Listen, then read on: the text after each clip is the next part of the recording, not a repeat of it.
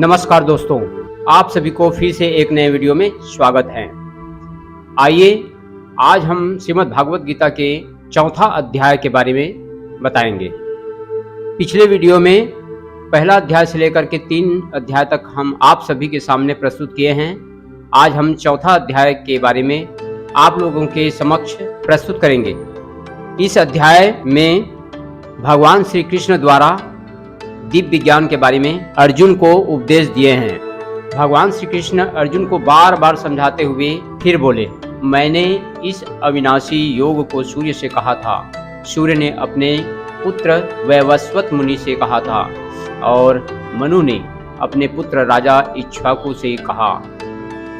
हे परंतप अर्जुन, इस प्रकार परंपरा से प्राप्त इस योग को राजर्षियों ने जाना, परंतु उसके बाद वह योग बहुत काल से इस पृथ्वीलोक में लुप्त प्राय हो गया। तू मेरा भक्त और प्रिय सखा है, इसलिए वही यह पुरातन योग आज मैंने तुझको कहा है, क्योंकि यह बड़ा ही उत्तम रहस्य है, अर्थात गुप्त रखने योग्य विषय है। अर्जुन बोले, आपका जन्म तो अर्वाचीन अभी हाल का है और सूर्य का जन्म बहुत पुराना है, अर्थात कल्प के आदि में हो चुका था। तब मैं इस बात को कैसे समझूं कि आपने ही कल्प के आदि में सूर्य से इस योग को कहा था। भगवान श्री कृष्ण बोले, हे परंतप अर्जुन, मेरे और तेरे बहुत से जन्म हो चुके हैं, उन सबको तू नहीं जानता, किंतु मैं जानता हूँ। मैं अजन्मा और अविनाशी स्वरूप होते हुए भी तथा समस्त प्राणियों का ईश्वर होते हुए भी अपनी प्रकृति को अधीन करके और योग माया से प्रकट होता हूँ। हे भारत, जब जब धर्म की हानि और अधर्म की वृद्धि होती है, तब तब ही मैं अपने रूप को रचता हूँ, अर्थात साकार रूप से लोगों के सम्मुख प्रकट होता हूँ।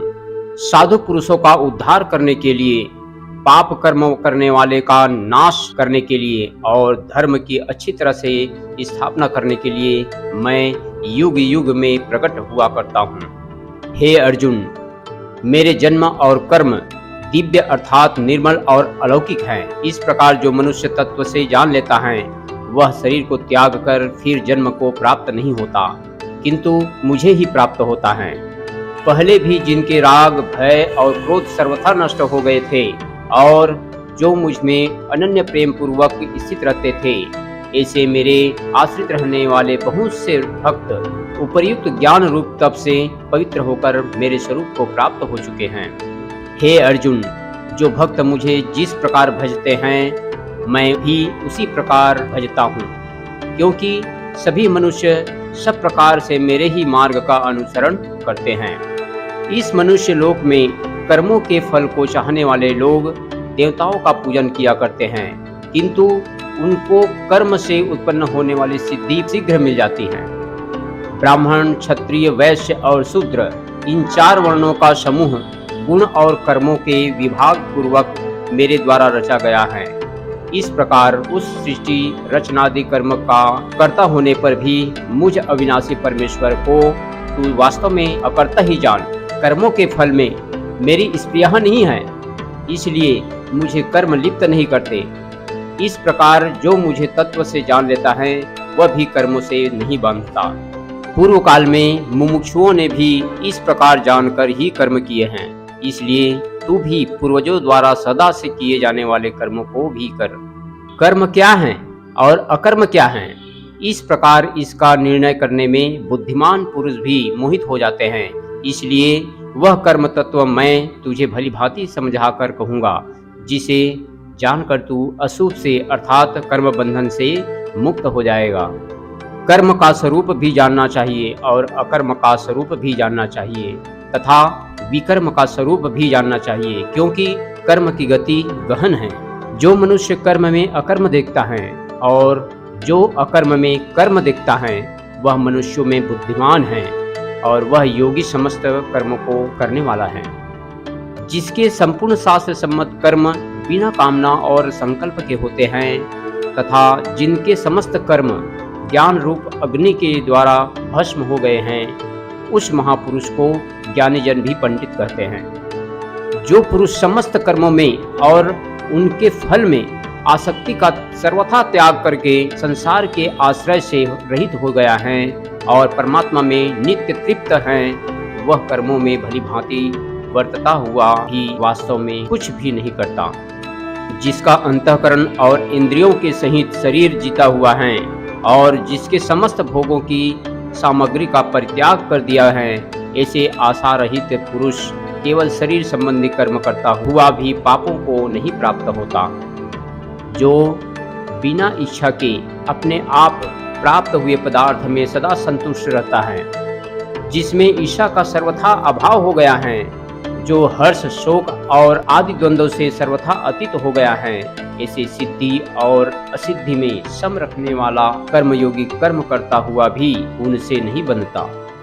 जिसकी आसक्ति सर्वथा नष्ट हो गई है, जो देहाभिमान और ममता से रहित हो गया है, जिसका चित्त निरंतर परमात्मा के ज्ञान में स्थित रहता है, ऐसा केवल यज्ञ संपादन के लिए ही कर्म करने वाले मनुष्य के संपूर्ण कर्म भली भांति विलीन हो जाते हैं। जिस यज्ञ में अर्पण अर्थात स्त्रुआ आदि भी ब्रह्म हैं और हवन किए जाने योग्य द्रव्य भी ब्रह्म हैं तथा ब्रह्मरूप कर्ता के द्वारा ब्रह्मरूप अग्नि में आहुति देना क्रिया भी ब्रह्म है, उस ब्रह्म कर्म में स्थित रहने वाला योगी द्वारा प्राप्त किए जाने योग्य फल भी ब्रह्म ही है।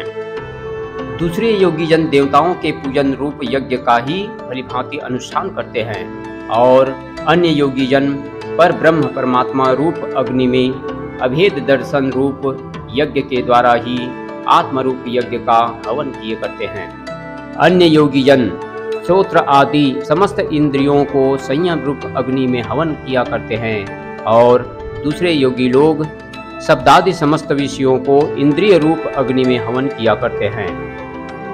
दूसरे योगी जन इंद्रियों की संपूर्ण क्रियाओं को और प्राणों की समस्त क्रियाओं को ज्ञान में प्रकाशित आत्म संयम योग रूप अग्नि में हवन किया करते हैं। कई पुरुष द्रव्य संबंधी यज्ञ करने वाले हैं, कितने ही तपस्या रूप यज्ञ करने वाले हैं तथा दूसरे कितने ही योग रूप यज्ञ करने वाले हैं। कितने ही अहिंसादि तीक्ष्ण व्रतों से युक्त यत्नशील पुरुष स्वाध्याय रूप ज्ञान यज्ञ करने वाले हैं। दूसरे कितने ही योगी जन अपान वायु में प्राण वायु को हवन करते हैं, वैसे ही अन्य योगी जन प्राण वायु में अपान वायु को हवन करते हैं तथा अन्य कितने ही नियमित आहार करने वाले प्राणायाम परायण पुरुष प्राण और अपान की गति को रोककर प्राणों को प्राणों में ही हवन किया करते हैं। ये सभी साधक यज्ञों द्वारा पापों का नाश कर देने वाला और यज्ञों को जानने वाला है। हे कुरुश्रेष्ठ अर्जुन, यज्ञ से बचे हुए अमृत का अनुभव करने वाले योगी जन सनातन पर ब्रह्म परमात्मा को प्राप्त होते हैं और यज्ञ न करने वाले पुरुष के लिए तो यह मनुष्य लोग भी सुखदायक नहीं होते हैं, फिर परलोक कैसे सुखदायक हो सकता है। इस प्रकार और भी बहुत तरह के यज्ञ देने वाले वाणी में विस्तार से कहे गए हैं। उन सबको तू मन इंद्रिय और शरीर की क्रिया द्वारा संपन्न होने वाले जान। इस प्रकार तत्व से जानकर उनके अनुष्ठान द्वारा तू कर्म बंधन से सर्वथा मुक्त हो जाएगा। हे परंतप अर्जुन, द्रव्यमय यज्ञ की अपेक्षा ज्ञान यज्ञ अत्यंत श्रेष्ठ है तथा यावन्मात्र संपूर्ण कर्म ज्ञान में समाप्त हो जाते हैं। उस ज्ञान को तू तत्वदर्शी ज्ञानियों के पास जाकर समझ। उनको भली भांति दंडवत प्रणाम करने से, उनकी सेवा करने से और कपट छोड़कर सरलता पूर्वक प्रश्न करने से वे परमात्मा तत्व को भली भांति जानने वाला ज्ञानी महात्मा तुझे उस तत्व ज्ञान का उपदेश करेंगे, जिसको जानकर फिर तुम इस प्रकार मोह को नहीं प्राप्त होगा।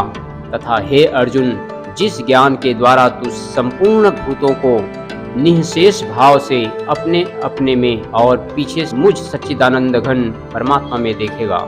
यदि तू अन्य सब पापियों से भी अधिक पाप करने वाला है तो भी तू ज्ञान रूप नौका द्वारा निसंदेह संपूर्ण पाप समुद्र से भली भांति तर जाएगा। क्योंकि हे अर्जुन, जैसे प्रज्वलित अग्नि ईंधनों को भस्ममय कर देता है, वैसे ही ज्ञान रूप अग्नि संपूर्ण कर्मों को भस्ममय कर देता है।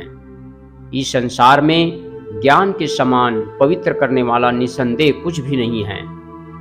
उस ज्ञान को कितने ही काल से कर्मयोग के द्वारा शुद्धांतःकरण हुआ मनुष्य अपने आप ही आत्मा में पा लेता है। जितेंद्रिय, साधारण परायण और श्रद्धावान मनुष्य ज्ञान को प्राप्त होता है तथा ज्ञान को प्राप्त होकर वह बिना विलंब के तत्काल ही भगवत प्राप्ति रूप परम शांति को प्राप्त हो जाता है। विवेकहीन और श्रद्धा रहित संशय युक्त मनुष्य परमार्थ से अवश्य भ्रष्ट हो जाते हैं। ऐसे संशय युक्त मनुष्य के लिए न यह लोक है और न परलोक है और न सुख ही है। हे धनंजय, जिसने कर्मयोग की विधि से समस्त कर्मों का परमात्मा में अर्पण कर दिया है और जिसने विवेक द्वारा समस्त संशयों का नाश कर दिया है, ऐसे वश में किए हुए अंतःकरण वाले पुरुष को कर्म नहीं बांधते।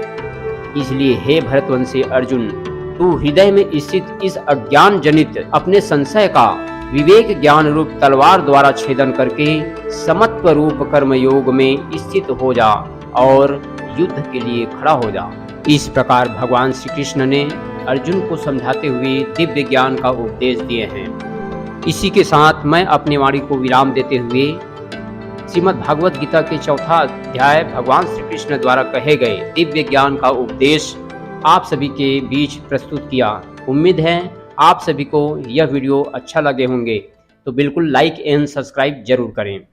इसी के साथ अपनी वाणी को विराम देते हुए आप सभी को जय हिंद, जय भारत, वंदे मातरम।